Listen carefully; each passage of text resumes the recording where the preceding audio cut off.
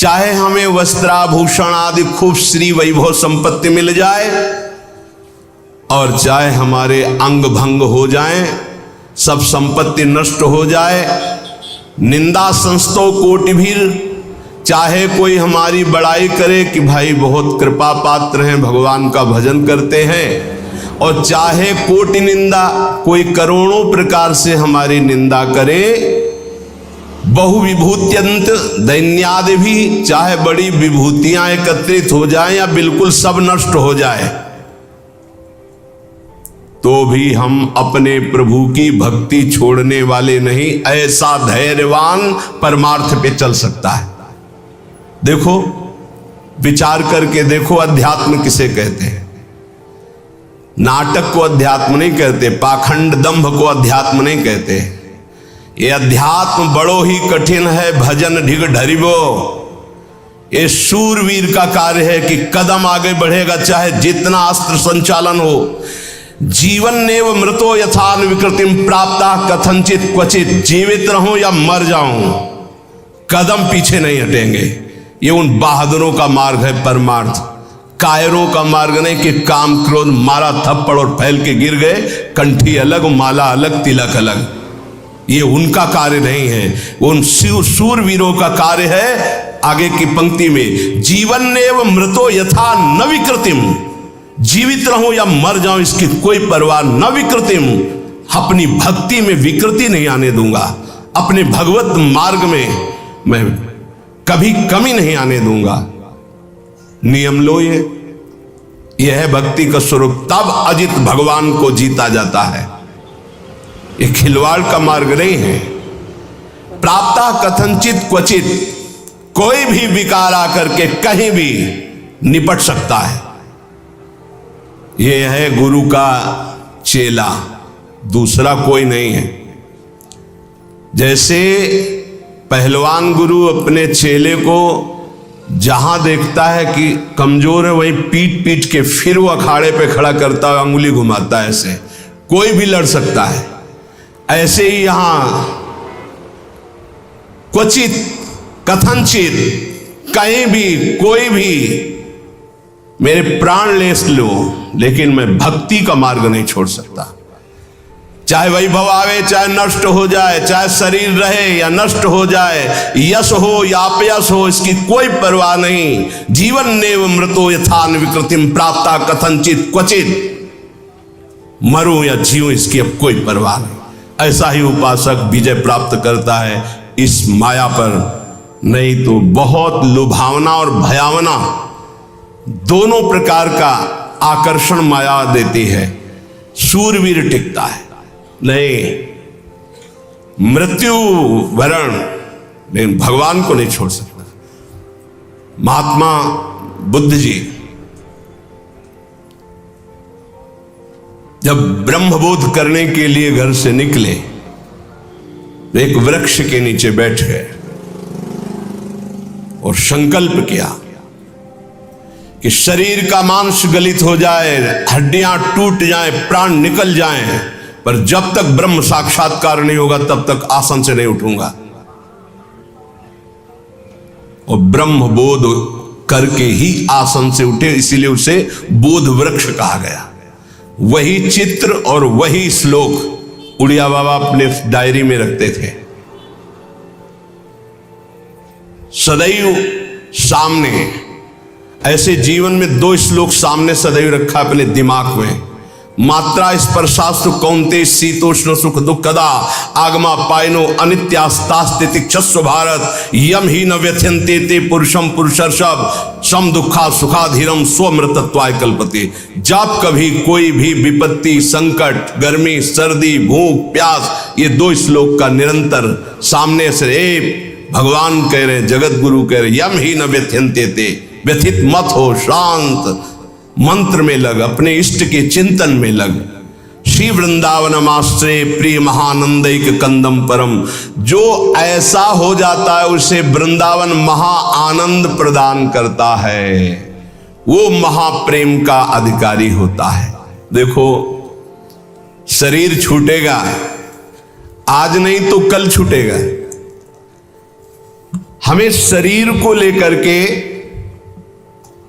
कि हमें सुख मिले सो भक्ति। आज हमारी भक्ति का स्वरूप बिगड़ गया है। शरीर सुविधा ही हमारी भक्ति रह गई है। बहुत ध्यान देने योग्य बात है। सच्ची मानिए, भगवान के मार्ग में चलने के लिए ये तो पक्का है, पक्का है, पक्का है। अपने को प्रभु के चरणों में समर्पित करके सुख दुख दोनों को समान भाव से सहने का विचार पक्का कर लो तो निकल जाओगे। अगर सुख के भोगी बने तो दुख में भाग जाओगे, टिकोगे नहीं इस मार्ग में, चाहे गृहस्थ हो चाहे विरक्त हो। शरीर को कितना दुलार करके तुम बचा लोगे, कितना? खा पी के खूब चर्बी शरीर में बढ़ रही है, नष्ट होने वाला है। एक घृणा करो इस वृत्ति से। अच्छे अच्छे पदार्थ खा खा कर शरीर को मोटा कर रहे, अपने आप को उठने बैठने लायक नहीं रह रहा है शरीर। कहो व्यायाम करो, प्राणायाम करो, शरीर को कसो, शरीर स्वस्थ, चित्त स्वस्थ, साधन संयम परायण, अभी आनंद आ जाए। भोजन तो व्यायाम, वायु ले रहे हो तो प्राणायाम जरूरी है। साधु हो या गृहस्थ हो, अगर तुम्हारा शरीर स्वस्थ नहीं, शरीर के कितने ऐसे अंग हैं जो साधारण प्रक्रिया से उन पर कोई प्रभाव नहीं पड़ता, उनको असाधारण, जैसे एक सांस में 2-3 किलोमीटर दौड़ना, चलो बाहर नहीं दौड़ सकते तो आजकल यंत्र चले हैं, ट्रेडमिल क्या कहते हैं, उस पे चल सकते हो आप। 48 मिनट प्रत्येक साधक को चाहिए कि पद्मासन या सिद्धासन में बैठे। 48 मिनट, ये बहुत छोटी बात है। 6-6 घंटे आसनों पे बैठने का अभ्यास किया जाता है। भीषण सर्दी में पसीना, केवल एक लंगोटी लगाए गंगा किनारे बैठे, मार्किन नीचे बिछी हुई, उसी का आसन उसी का चला, 6-6 घंटे खुले में ऐसे पसीना से लथपथ शरीर हो जाता है। 90 प्राणायाम, साय मच जाती है दिमाग में, एकदम मंत्राकार वृत्ति।